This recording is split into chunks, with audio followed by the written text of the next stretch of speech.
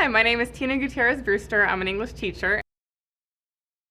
Certain team building and cooperation activities that you can play with children.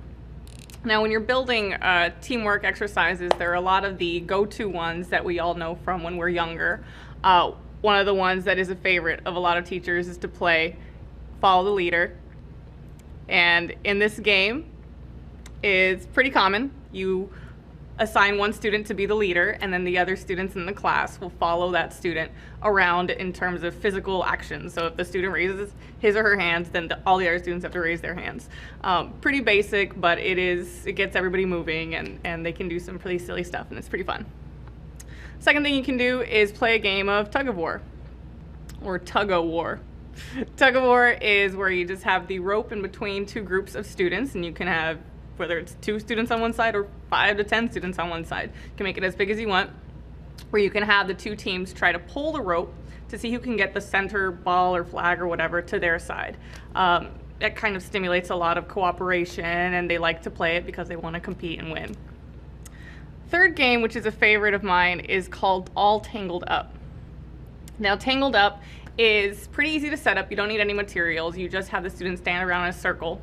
Sometimes you'll need to break down the groups if you have a large classroom, about 5 to 8 students in each group. They all put their hands out, and then they have to grab each other's hands. Have somebody else's hand, but they don't want to have the same hand. So Mikey and Sally can't be grabbing both of their arms.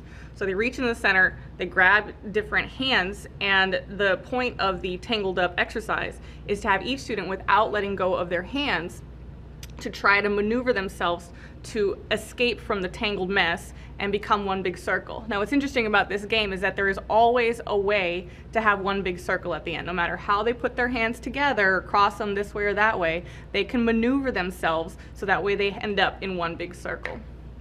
The final thing you can play is called 3 Things, also called 1 Truth, 2 Lies, or you can switch it around to do 2 truths, 1 lie. And essentially what the students do is they think of 3 things. One thing can be, if you're doing 1 truth, 2 lies, you're doing 1 truth about themselves. So I really like to ride bicycles, and the other 2 things have to be lies. I have jumped out of a plane, or I have ice skated before. And what the students go around doing is trying to guess which one is the truth, which one is the lie. And that kind of helps them, at least as an icebreaker, to get to know each other. And that's always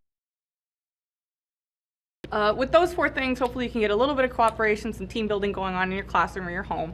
And once again, my name is Tina Gutierrez-Brewster. I'm an English teacher. Thank you for joining me today.